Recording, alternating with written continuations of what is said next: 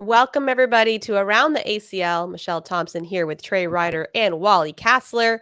And we are in for another exciting episode. We're going to talk about Open number 10 in Mesa. We're going to talk about the second Open in Canada and a bunch of other fun stuff to do in between. Trey, I know you were out in the sun. Wally, you were in the cold. I was chilling on my couch. So it's a beautiful thing. But Trey, how was your weekend?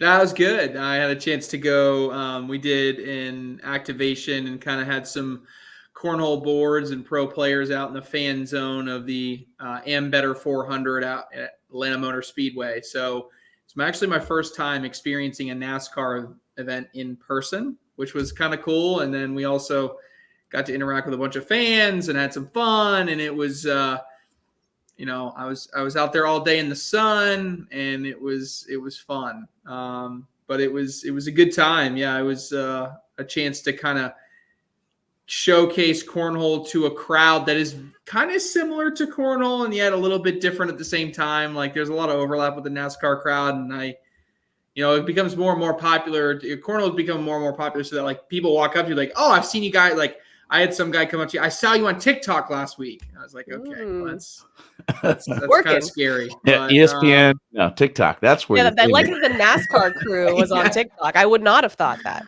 No prediction there. Hot take. Yeah, so it was good. Blaine Rozier was out there. Katie Matthews, two pros. They did a really good job. So it was cool being out there, and maybe be back in the fall. So that took my entire weekend. I drove up Friday drove down Friday 4 hours, drove back Sunday night 4 hours. That was my whole weekend. All right, Wally, how was it in good old Canada? Yeah, I don't think I saw the sun up there once. Actually, it was cold. It was kind of in between rain and like mistiness. It was as typical K9 fashion. I was unprepared for the French speaking. So I wasn't aware that it was going to be so heavily French where I was at. So I went to McDonald's, tried ordering a chicken wrap, and I guess through the language barrier, I ended up getting a BLT, a double BLT, which is burger, lettuce, tomato. So that was kind of interesting. The lady came out. Wait, burger, not bacon? Yeah, burger. Burger, lettuce, tomatoes. They're BLT. Not just a burger? I'm so confused. So the receipt said double BLT. So anyway, like, can you pull over to the stall number 2? And I'm like, yeah, okay. So I go over there, stall number 2. Lady comes out and offers my food to this other car. He's like, no, it's not mine. Then she turns to me and she's like, I was like, yeah, just give me that bag. I'm leaving. I'm dipping out. So yeah, yes, I was living on DoorDash the entire weekend, just being. Oh my goodness, being there. Yeah, but it was fun. I'm curious though, if you did know, what was your preparation? Were you about to go learn French? I would love to know.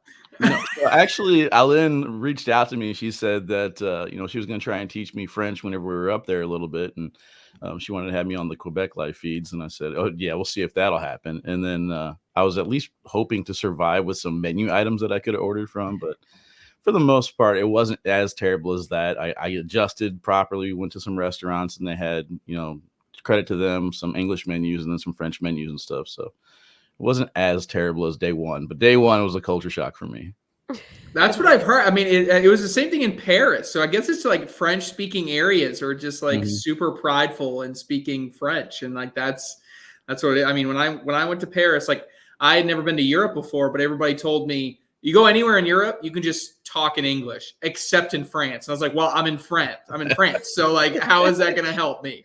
So I learned just a couple phrases and a lot of pointing, like a lot of Google Translate. So can't do that in a drive-through. I would say probably 90% of the players that spoke French, though, also spoke English of some form. So it wasn't that hard interacting with the players. Got to meet a lot of great people, hung out. It like their playlists on their music though is almost like a decade behind. So I don't know if it takes longer for like the newer music to translate up to Canada or not. But we went to a bar across the street after day one, and we were just dancing and grooving, having a good time. And then they wanted to go back day 2, and I was like, guys, I'm done. I can't hang. I only get so many of these international trips in me before I just have to go to bed. Yeah, I can understand that. Yeah. Also going on though was the Open in Mesa, which had a very different climate. I think it was like 80 degrees there, so a little different. But Corey and Jake were holding it down there on the live stream court.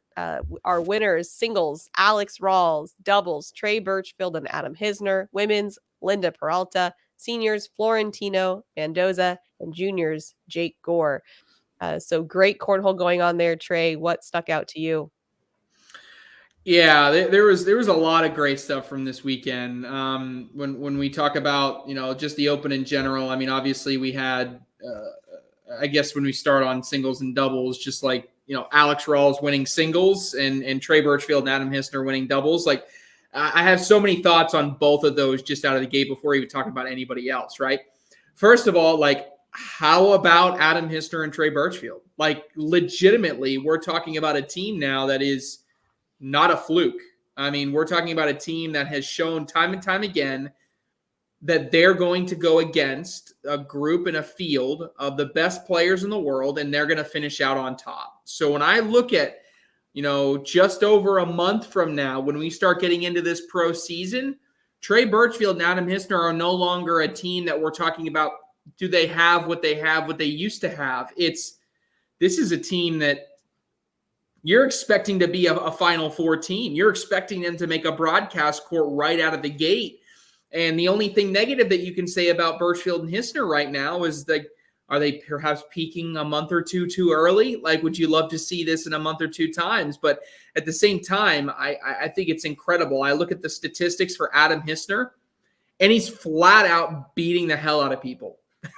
I mean, there's no other way to put it. Adam Hisner has been unbelievable. I look at the DPR from Hisner this past weekend. It's over a 1.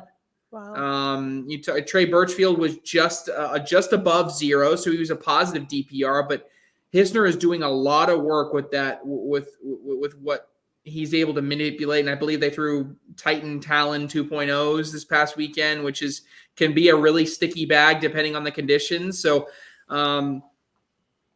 they're just doing a really good job at making people, come up short. And like I watched that entire doubles tournament, and every time, someone else really impressive would come on and be like, oh man, this team is really, really good. Like this team is going to win it all. This team's going to take it all down. And then in the end, it's just Birchfield and Hisner just coming all the way through and taking it all the way down.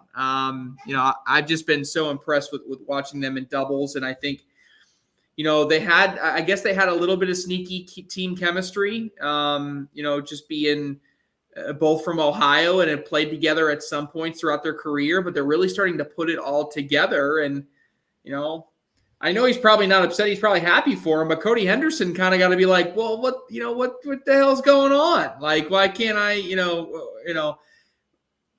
Birchfield, being able to come in and take Hisner, and they've won 2 Opens so far. I don't know if Hisner and Henderson ever won 2 Opens in a single season. So, just something that caught my eye. And then when you look at the all-time title race, right? Trey Birchfield now back, tied 3rd all-time with Mark Richards. I remember, and I think I was leading the conversation here, that I thought once Mark Richards passed Trey Birchfield, see you later, and never look back. That Richards was never going to be tied or worse than 3rd ever again. And that's just simply not the case. Birchfield has shown that, especially on the double side, that he's still got it. Now I have a different level of expectation, though, for Trey Birchfield, because now it's not, okay, can he be a great player in doubles? It's like, can he find a way to translate that over into singles and make, a robot type of run like he's made in the past, right? Because right now, it's hard to argue that Trey Birchfield you can't be considered one of, if not the greatest doubles player of all time, right? Because he's now won 10 Open doubles titles. 10. And I think with like 8 different partners or something like that. Just outrageous, the level of consistency that he's had in that type of format, and specifically with doubles, regardless of the partner. And that's just something that really is a credit to him and all the different things that he's been able to accomplish. And then, on the singles side, I think when we talk about Alex Rawls, this is about as good of a recovery as you can have from a foot surgery, and coming out of an injury, right?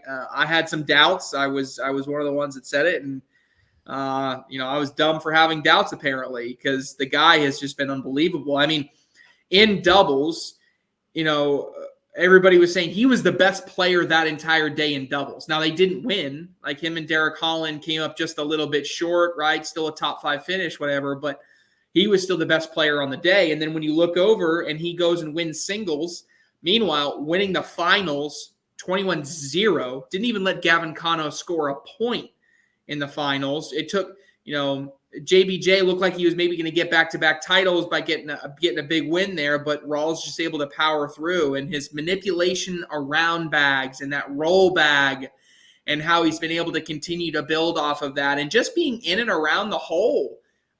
He's not doing anything super fancy. I don't watch him and go, man, this guy's one of the best shooters I've ever seen. He's just a guy that's going to put bags where they need to be.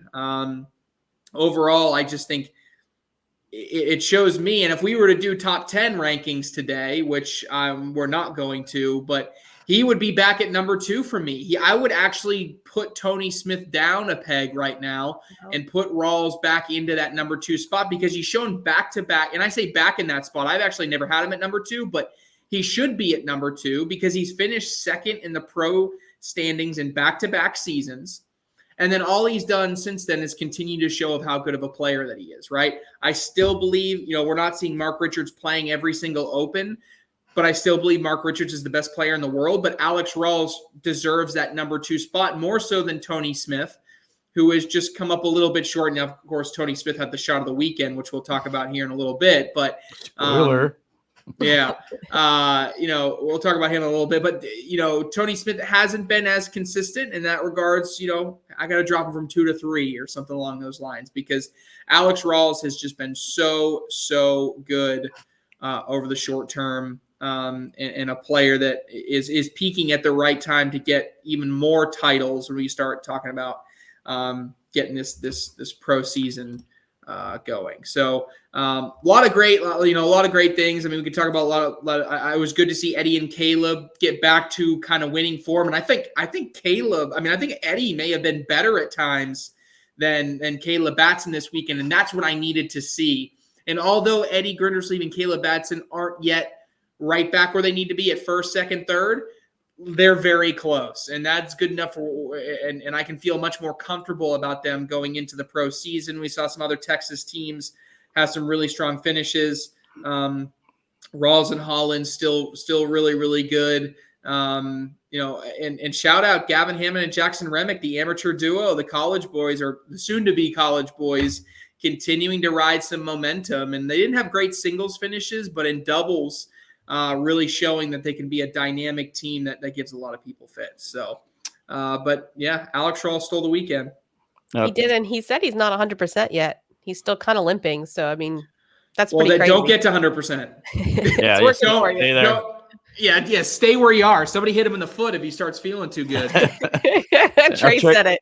Trey, I want to ask you something real quick, because when we made our top 10 list, it just came out while I was in Canada last week, and I had a lot of feedback. A lot of people private messaging me telling me I'm drunk or I made a mistake in my list or something like that. But how much do you factor in actually winning tournaments? Because players like Tony Smith and Devin Hardball, those are players who go deep and they are beyond phenomenally talented, but they just can't finish. So that's why I kind of leaned heavily towards who's actually winning in my standings, in my rankings. Yeah, if someone is consistently being, I think, I don't do this exactly like a calculation per se, but for me, if someone wins a tournament and someone finishes top 3 for probably 2 or 3 tournaments, I view those about equally, right? Because there is something to be said about getting across the finish line in first place. That there is value to that. I don't care if you lost 21-20, you were able to get over that mental barrier to score that one additional point. And that to me is worth a lot in my ranking. So I factor that, but I also can't discount someone because you could only have a certain number of winners, right? So to answer your question, Wally, in general, if someone came out of nowhere and won the singles event, and then the rest of, 2-3 months didn't do anything, versus someone that was consistently first, second, third. A good example of this may be someone like a Logan Chamberlain versus a Gavin Cano. Logan Chamberlain wins an Open, he shows on any particular day he is the best. So naturally, I would want to rank him ahead of Gavin unless Gavin is consistently showing multiple top 5 finishes, and that's exactly what Gavin has done. I believe he's had 4 now top 5 finishes at these opens, and to me, that's enough consistency to propel him and allow him to be higher ranked than a Logan Chamberlain in my personal rankings. Yeah, that's kind of the way I looked at it as well. I mean, Ryan Wiedenfeld was one of mine that I had on my list, and people are like, why is Ryan on your list? I'm like, he's won, 3 of his brackets so far this season, and that's more than I could say for Tony Smith. Yeah. So I had to have him on there. Yeah, Tony Smith, Tony Smith is almost falling in, and falling is a bad word. Yeah, I'm placing him in the Jamie Graham category, where it's like I almost don't even care right now about Tony Smith. I don't care about Jamie Graham. Pro season entirely different. That's when I want to see Tony Smith and Jamie Graham. Even put Matt Guy in there too. People that have consistently over the years shown that they're going to deliver when it matters. So we're not at the point yet where we're at the pro season. Now, if we get through the first 2 pro events and I still don't see Tony Smith finishing well, I still don't have Jamie Graham up there, I don't have Matt Guy winning tournaments, then we can start getting worried. But there's something about, being able to flip that switch for some players, and when it really matters, they show up. I totally agree. Wally, I know you didn't get to catch much of it as you're running a court of your own, but anything to add before we move on to the top 10? Yeah, I think I'm going to kind of piggyback off of what he said. The teams that I had no expectations on whatsoever with Adam and Trey, they're killing it. I really looked at that pairing in the off season and I shook my head at it. I didn't like it. And just goes to show you we have no idea what we're talking about up here with these microphones in front of our faces, because the players are going to do what the players are going to do. Same thing with Alex Rawls. I was worried about the surgery. Him and Derek both had surgeries. I figured it would take them 5-6 months after surgery to get back into it. It just goes to show you how easy it is to pick up a bag and just become great again, Trey. So it's giving me hope in a way that I can become back to my. Does that mean for all of us? Because I don't think that's true. Yeah, I'm gonna go back to my 8.0 ways here any day now.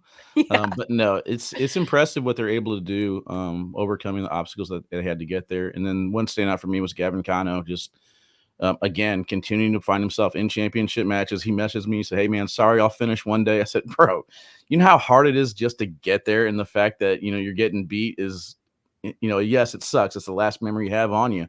But getting there to that point again and again and again, it doesn't matter who your doubles partner is, and you're doing it in singles. That's one thing that I think no other player is really doing this year, other than maybe Mark Richards, is getting there in singles and doubles. So impressive weekend for Gavin for me. Absolutely. Speaking of the Mesa Open, we are going to go through our top 10 highlights. Wally, this might be the first time you're seeing some of these since you were did a quick run through, but it looks like it was just a lot of airmail drags this weekend. So shout out to Corey for taking all the heat last week. In his defense, I had my own top 10 that I sent in. So I sounded like I was along the lines with you guys. But all right, number 10 on the list, Roy Ball is Roy Baggin as he hits a level 3 flop right over the top on the ACL logo, goes in. So new throw there. Able to execute the shots without any worries whatsoever. So there you go. Yeah, he was. I like the new form. I think the new form is cleaner, crisper. It works, and he had a couple of those really long rolls all weekend. So yeah, and it's like his windup is really, really slow. So the ability to get that much power to roll over a deep roll like that is actually hard. Very impressive. Snake is dead, but it's working. The snake is dead. It's just a garden snake now. AJ Sims, good to see my man throwing well. He just decides to take everything here, cleaning up the aisle, making it nice and smooth for him to get points. Big push there from AJ Sims with 4 bags in one shot. I'm waiting for nasty if he just went out. Yeah. I was waiting for AJ's breakout moment. I mean, we all know he can, shoot and all that, but like, when's he going to be there in a bracket finish? He's due. Yeah, and in doubles, like him and Braden Wilson look good this weekend. I mean, they looked really good. Like that was you heard me. I said it on multiple times on this show. I wasn't necessarily concerned, but I'm like, okay, Braden, like everybody's been talking about you. Like, let's see a finish to back it up. And I think they took a good step in that direction, Meesh, this weekend. Yeah. All right, I was a little disappointed in the highlights last week. I mean, there were way too many good shots, but we had no awkward knuckles last week. So let's go ahead and bring him in here. If I'm making my debut, Adam Hissner just going to hold it out there, replacing stalker. the beard. Yeah, for the stalker as he walks down the other end of the court. That's one thing that I'm missing with the camera angles we had last year. That was straight on. We were able to hold on to these awkward knuckles a little bit longer than the side shots. But there you go. Nothing will ever beat Tubby Cobb, And Hunter Hunter Thorne. Just the so bad. one of my but all-time so favorite clips. All-time favorite clips. I miss them. I can't wait to get back to open coverage so I can see it. All right, so Levi Haddock, not on my radar at all. Shots like this, boom, instantly on my radar backside, leaving the K9 BG. Is that a K9 BG? I can't tell. I think it was. Either way, leaving it right there on the hole. Levi Haddock is definitely on my radar. Kid showed out this last weekend. I was impressed. Yeah, really impressed. Amateur that was not on my radar at all. I literally had never seen his name before. He's and not then an elite he player, I pops up. think. Yeah. I think I checked. I don't think he's an elite player either. I don't think he is either. He's a true amateur player, just coming out, shown out. Now, it was the right open to do it, right? We talked about it last week on Around the ACL. It was the open where someone some amateur was going to come and win a bracket. It ends up being Levi. We thought he may go all the way, but just got kind of a little too much at the end. But he was really impressed. I was kind of looking at the brackets as I was commentating. Like it looked like bracket C was just stacked. Like bracket C was stupid. Levi ended up taking down his bracket, correct? Yes. But he did it over KB, which is very impressive. So, I mean, the names that there wasn't like a large field of names, but the names he went through were still impressive. Yeah. Yeah. Number 6. All right. Number 6, Rosie back from surgery. Again, all these players coming back from surgeries and making babies and stuff like that. But Rosie showing, don't have to worry about her at all. The airmail is still there. Gets the crowd reaction. That's my favorite part of the entire clip is seeing the crowd in the background.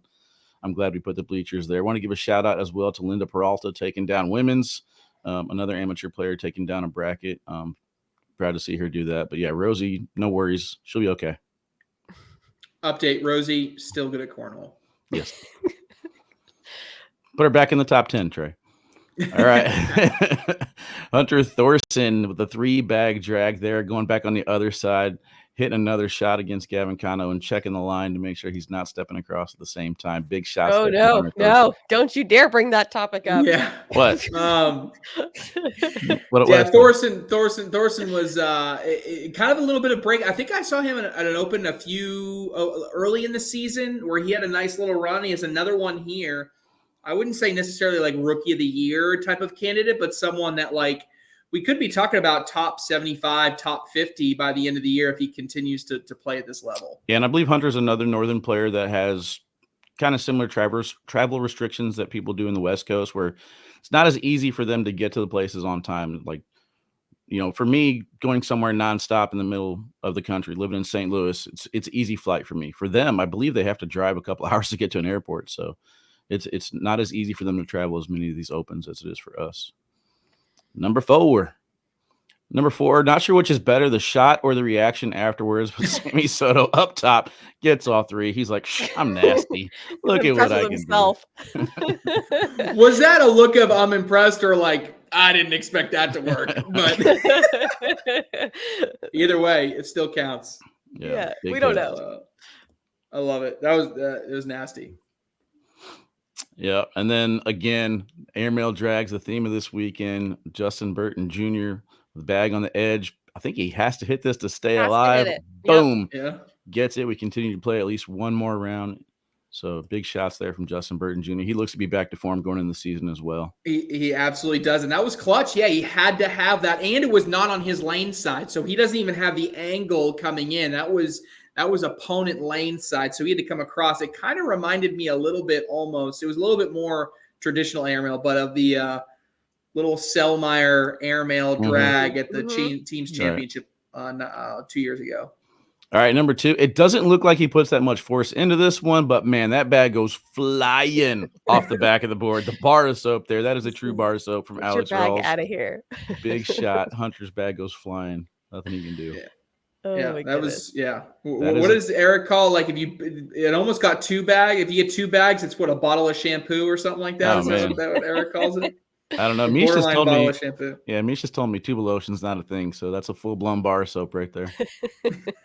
Not a thing. Tube of Lotion's where it stays on the board. Okay. Jake Trzynski feeling great about himself at this moment. Round 33, got the game in hand, and then what? What?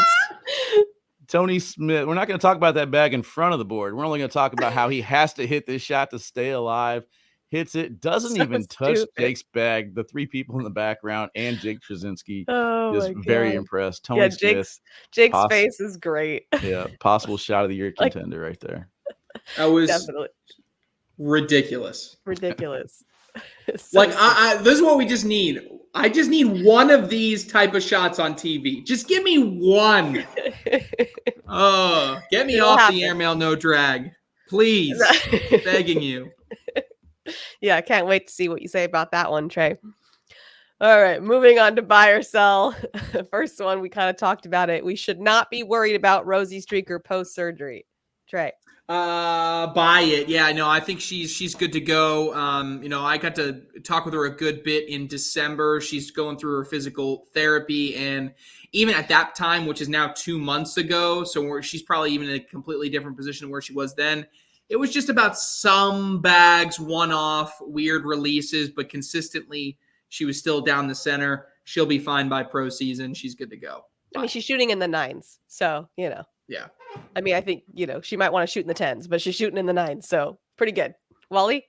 Yeah, I'm going to buy this as well. I think that she's going to be fine. It wasn't as if she was throwing hard rotation roll bags or anything like that. She's a finesse thrower. She's just going to hit her mark and let the bag do the rest of the work. So I think as far as Rosie's concern is going to be just calibration. She'll get that with repetitions. Post-surgery, she'll be back to old form in no time. Trey Birchfield will finish the season with 12 titles.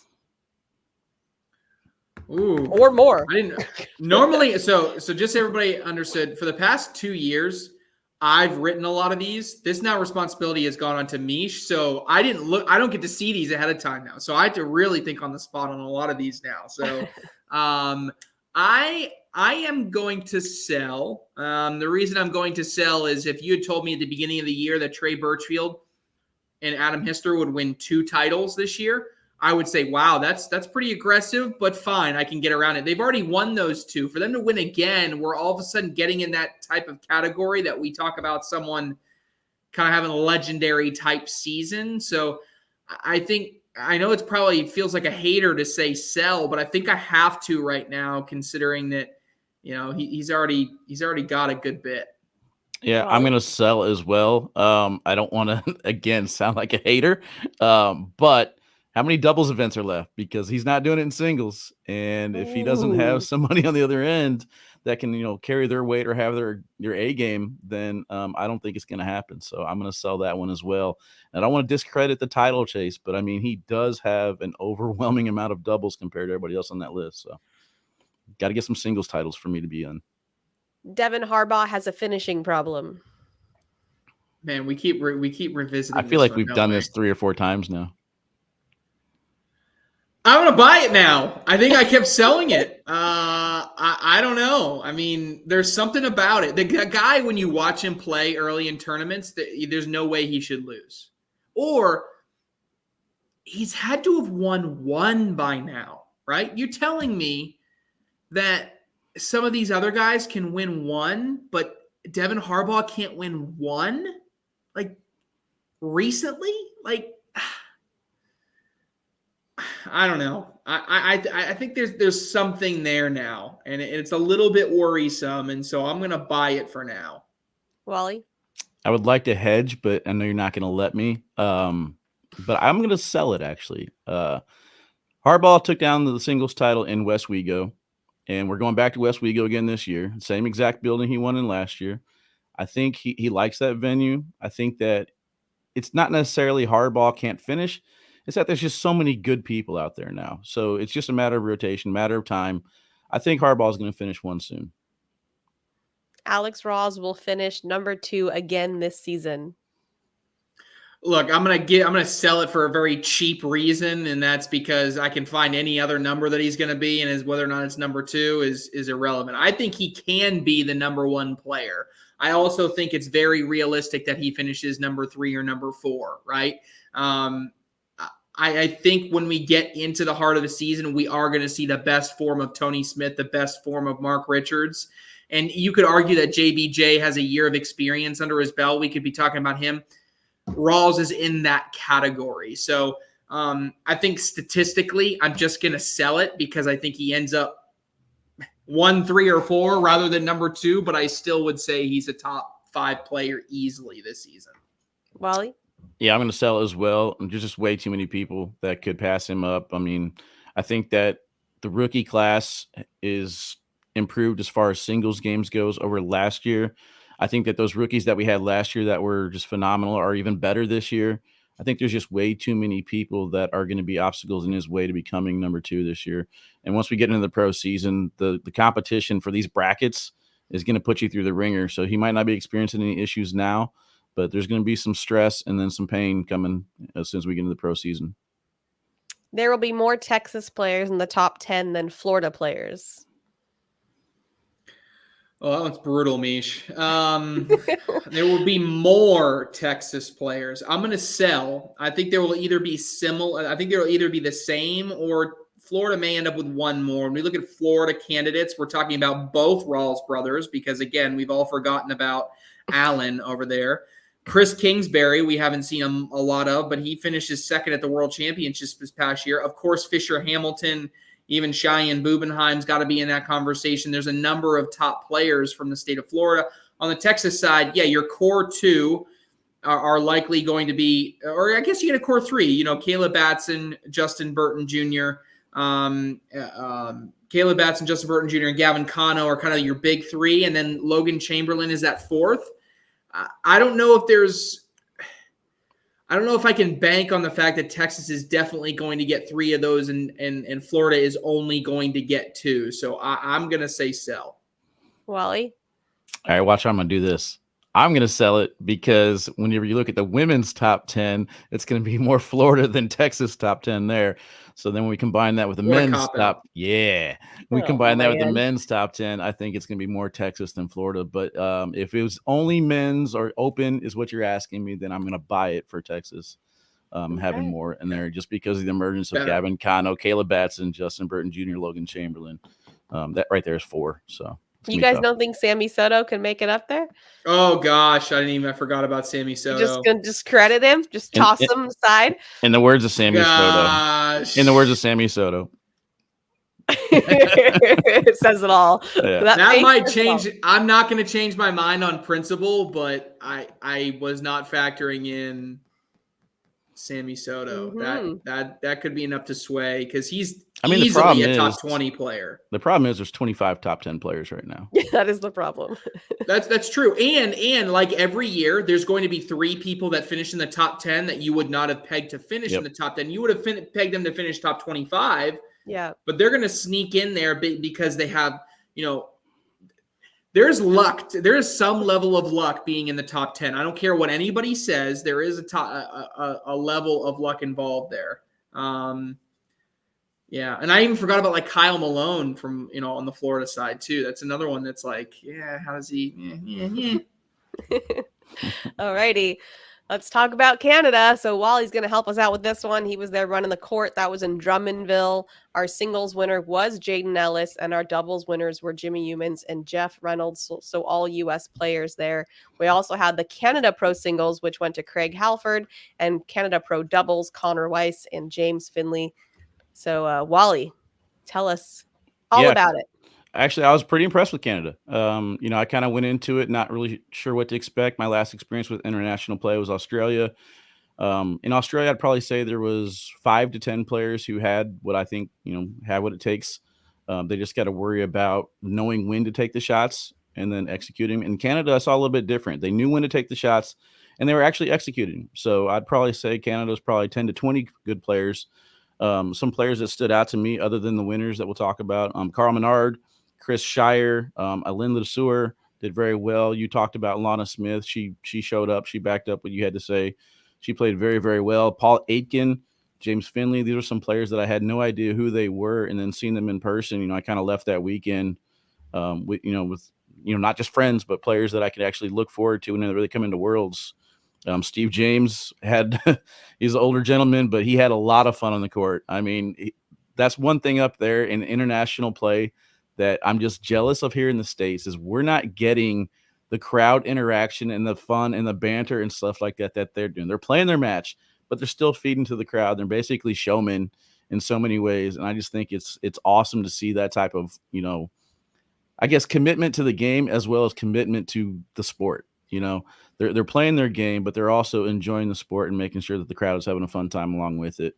Some of the winners in singles, Craig Halford, he was very impressive stepping out. Jeremy Schermerhorn and Craig Halford stood out for me because they were able to step out the entire 3 feet, go slick side down, and bring a bag that I thought was out of play back into the hole. And they didn't do it once or twice. They did it on a repeated basis. So that was very impressive for me. James Finley, very consistent player. Him and Connor Weiss take down doubles. So I kind of knew what to expect out of Brandon Brown, Bernie Pertolesi, Connor Weiss, but those players, they showed out for me. A young talent, Gage McMillan, he took down juniors, and then the blind draw was Zach Stickney, I think. And I like what I'm seeing out of him. I think he's a year away from possibly contending as that number 1 Canadian player. He's 17 now. If he continues to improve with his game for the next year, I think he could be Canadian's top player. Interesting. So who I didn't get a chance to watch a ton because 1, I was working an event, and then 2, I was watching the Open here in the States when I could. But I saw Craig. I see Craig Halford wins Canada Pro Singles. Not a name that I've seen a ton of, right? I mean, what was the secret sauce of him winning singles? Was it? I mean, he had play style, anything? He had the game face. So there were moments where his opponent, another talented player, he's not a pro, William T2, was taking him on in the finals, and I would probably say 95% of the crowd was in William T2's corner. He's I believe a French-speaking Quebec, Montreal type player, and the crowd was heavily in his favor. There were moments where he would just get to the line, look stone cold killer, and just be able to execute his shots against William T2. And then Craig, same thing. There's times where Stephen James would crack a joke to Craig, and Craig would laugh at it. But then when he's getting ready to throw his bag, he would snap back into serious mode and just be able to execute. So his demeanor, he almost had just the look of a killer in his eyes, and he knew what he wanted to do when he hit his shots. After he hit the shots, he was pumped. He was firing himself up. He was fist pumping the air. He was excited. So I mean, he rolled off the adrenaline, and he's got some pretty good talent. Not afraid to take the shots. A little case of the lefties and righties every now and then, where he'll basically take a magnet or a bait bag and just keep putting bags over there. But other than those blow up rounds, I mean, he was right down the middle and in the hole. So who's the best Canadian player that you saw this weekend? Don't project. You don't have to say who's gonna be, but who overall, based singles, doubles, open, whatever, was probably the best Canadian player that you watched this weekend? I would probably have to go for consistency purposes. Craig was the best player this weekend because of his push shots and his collects and keeping his demeanor in the situations where it looked like he was down. He was up big in that finals match, like 19-7 or something like that. And then T2 came all the way back to make it 20-19. And like I said, with the crowd heavily in T2's corner, him being able to come back and rebound and get those final few shots down the stretch. And there were moments where it was a risky airmail. If you're off the back, you lose the game. And he took the shot and hit it. So okay, I like that. I like seeing that. I still think hashtag more airmails, Canada, catch up. And would you say on the best woman that is up there is Lana? I mean, would you say is there or yeah? I think as far as the women go, there's a few that kind of stood out as impressive. Lana Smith, Crystal, terrible with last names. I apologize, Crystal. There was one, Ashley Oakley or Amanda Oakley or something like that. She was pretty impressive as well. Oh yeah, I remember seeing her when I went up there one time too. Yeah. I think there's probably 4 or 5 ladies that stepped on the radar that probably could fit in with the ACL Pro division. All right, good job, Canada. Anything to add, Trey, before we move on? I'm good. All right. We have a Baggin and Braggin segment we're bringing on. That is the games that Wally and I would play, but we're bringing Trey into it. So our first one is 4-bagger and floor bagger. So what that is basically is the highlight of the week and the low point of the week. It could be related to cornhole or not. So Trey, what is your 4-bagger of the week? Yeah, so I wanted to stay in the cornhole space, but not necessarily go to events. So I'm saying the ACL is launching an officiating program. So bumping up the level of officiating at events. This is really exciting. I've been working with Michael Gonzalez, kind of put this together. He's been really helpful on that front. And, it's going to be an opportunity for people to get more involved with the game and also kind of standardize play. And I think this is something that's been a long time coming. And we see all the different stuff out there, but I think this is going to be really good for people to, another way where they can get more involved within the ACL at a high level, and also, take the game to the next level, especially in like the sports betting space and those type of things. Love it. Wally, what's your opportunity to actually make a difference in the game rather than keyboard warrior it? I like it. Just harper out, about it. Exactly. All right. So I'm kind of beating a dead horse here, but my top 4-bagger was the Canadian Open. Again, the Canada talent. I just went through a bunch of names, so I'm not going to go through it again. But there were a lot of players that weren't on my radar before it. I wasn't really having too many high expectations going into it, so I was happy to see that they exceeded my expectations as far as their talent level goes.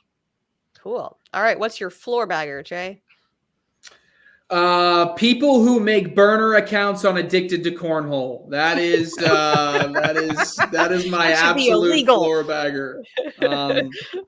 Gosh, we're already making burner accounts here in Cornhole. Is that where we are? That means we've made it. What do you mean? I guess that means we made it. That's the top of the mountain. Oh gosh. And the thing is, people, look, I have good contacts. I know who most of these burners are. So just keep that in mind when you keep fooling anybody. Oh my gosh. Wally?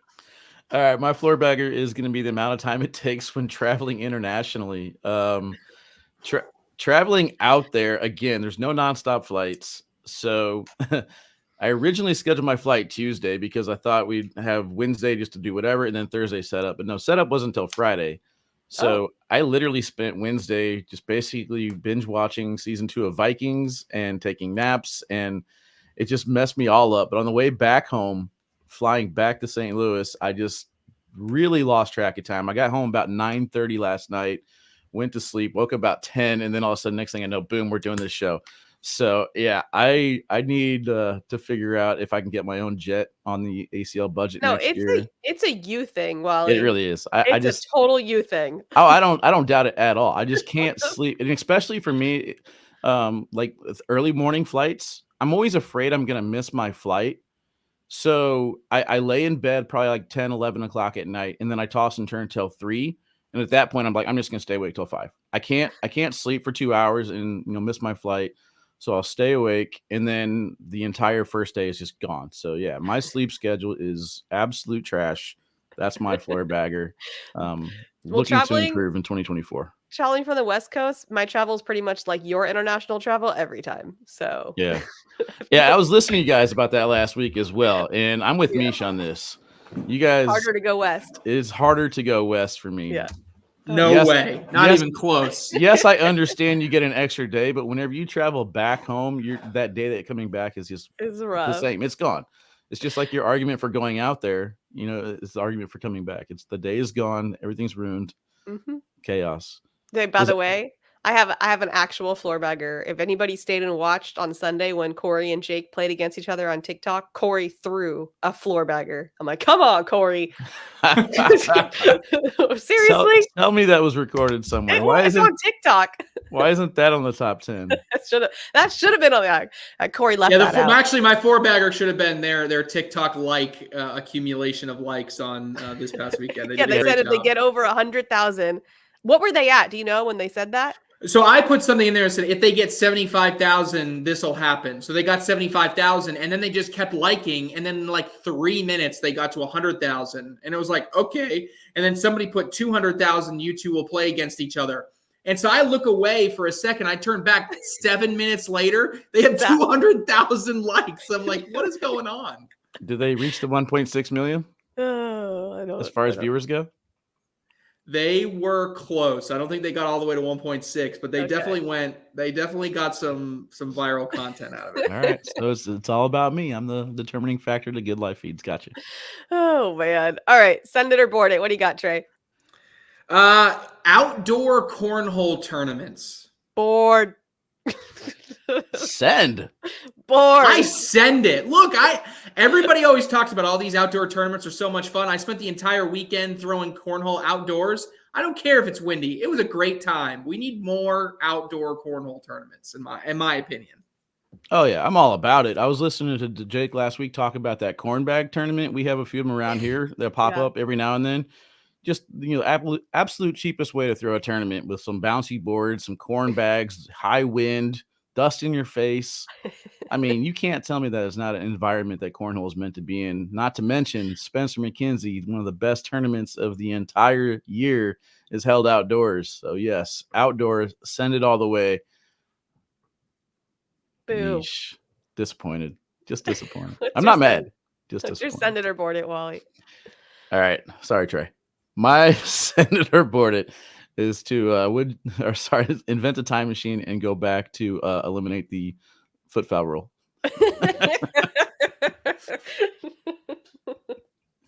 I abstain from voting in this dumb game.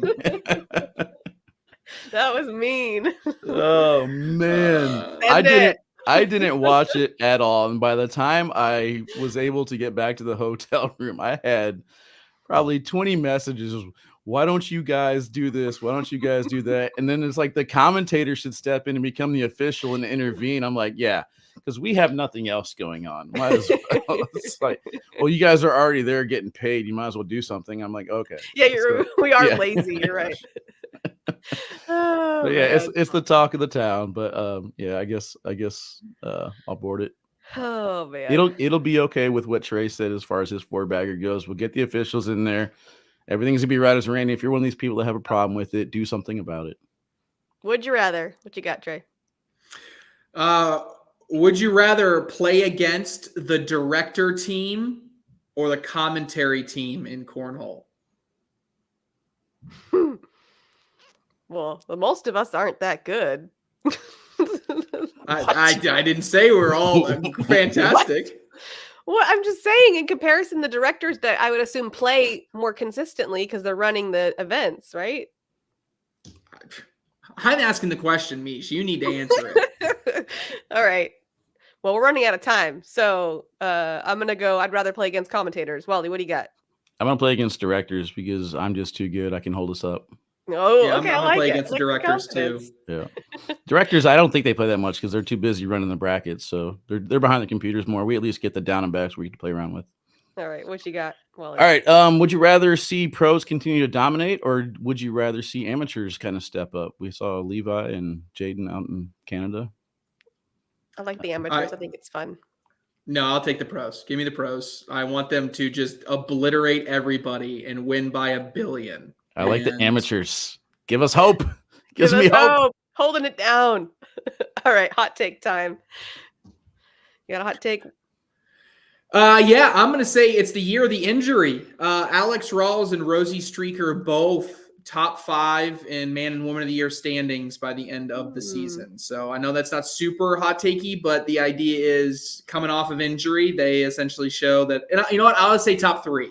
Top 3 easy on those ballots. Make it spicier, Wally. Isn't there a graphic for this? What's going on here? Dropping the ball. All right, my hot take is Jaden Ellis is not done winning opens this year. He's going to win one more open before we're done. Okay. Wow. All right. Mine is if Jimmy Humans goes to an international event, he will win it. Whatever international event he goes to, he's winning. Whichever one it is. All of them. Yep, just winning them. All right, that's all we got time for. Thanks, everyone, for joining us. We'll see you next time.